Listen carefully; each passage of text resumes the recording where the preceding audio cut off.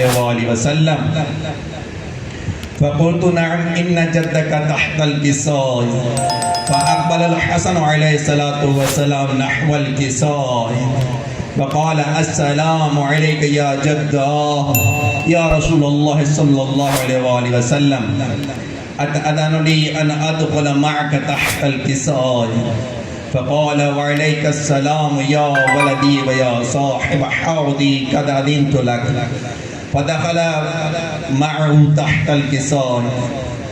فما كانت إلا ساعة وإذا بولدي الحسين عليه الصلاة والسلام قد أقبل وقال السلام عليك يا أماه فقلت وعليك السلام يا ولدي ويا قرة عيني وثمرة فؤادي فقال لي يا أماه إني أشم عندك رائحة طيبة كأنها رائحة جدي رسول الله صلى الله عليه وآله وسلم فقلت نعم إن جدك وأخاك تحت الكساء فدنا الحسين عليه الصلاة والسلام نحو الكساء وقال السلام عليك يا جداه السلام عليك يا من اختاره الله أتأذن لي أن أكون معكما تحت الكساء فقال وعليك السلام يا ولدي ويا شافع أمتي قد أذنت لك فدخل معهما تحت الكساء فأقبل عند ذلك أبو الحسن علي بن أبي طالب عليه الصلاة والسلام وقال السلام عليك يا بنت رسول الله صلى الله عليه وآله وسلم فقلت وعليك السلام يا أبا الحسن ويا أمير المؤمنين فقال يا فاطمة الزهراء سلام الله عليها إني أشم عندك رائحة طيبة كأنها رائحة أخي وابن عمي رسول الله صلى الله عليه وآله وسلم فقلت نعم ها هو مع ولديك تحت الكساء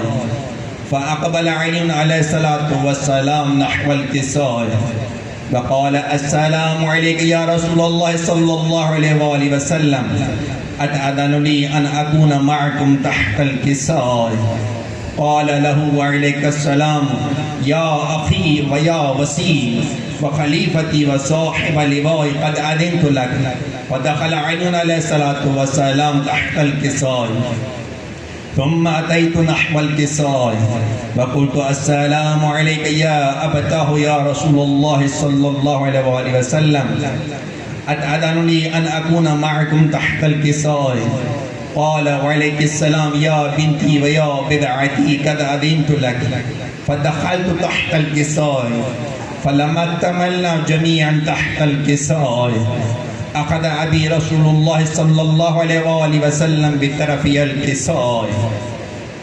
وأومأ بيده اليمنى إلى السماء وقال اللهم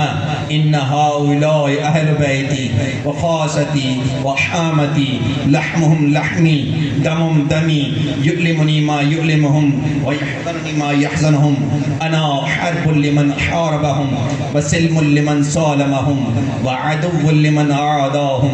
ومحب لمن أحبهم إنهم مني وأنا منهم فاجعل صلواتك وبركاتك ورحمتك وغفرانك ورضوانك علي وعليهم وأذهب عنهم الرجس وطهرهم تطهيرا اللهم صل على محمد وآل محمد وعجل فرجهم فقال الله عز وجل يا ملائكتي يا سكان السماوات إني ما خلقت سماء مبنية ولا أرضا مضحية ولا قمرا منيرا ولا شمسا مضيئة ولا فلكا يدور ولا بحر يجري ولا فلك يسري إلا في محبة هؤلاء الخمسة الذين هم تحت الكساء فقال الأمين جبرائيل يا ربي ومن تحت الكساء فقال عز وجل هم أهل بيت النبوة ومعدن الرسالة هم فاطمة وأبوها وبعلها وبنوها صلوات اللهم صل على محمد وآل محمد وعجل فرجهم فقال جبرائيل يا رب أتأذن لي أن أهبط إلى الأرض لأكون معهم سادسا فقال الله نعم قد أذنت لك فهبط الأمين جبرائيل وقال السلام عليك يا رسول الله العلي الأعلى يقرئك السلام ويخصك بالتحية والإكرام ويقول لك وعزتي وجلالي إني ما خلقت السماء مبنية ولا أرضا مضحية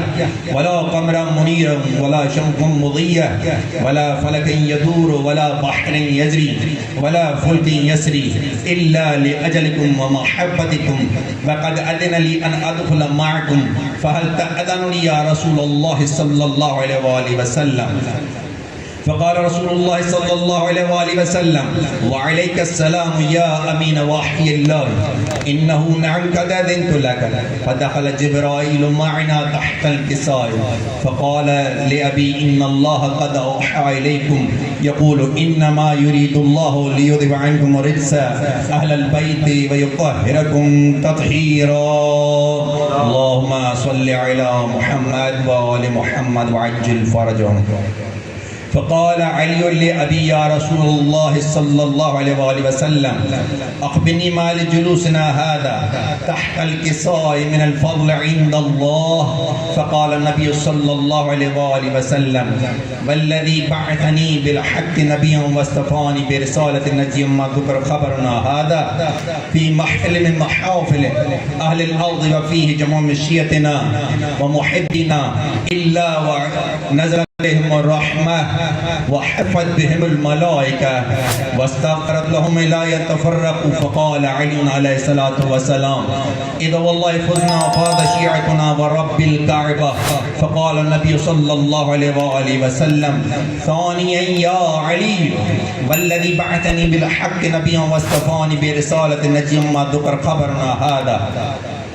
في محفل من محافل أهل الأرض وفيه جمع مشيتنا وفيه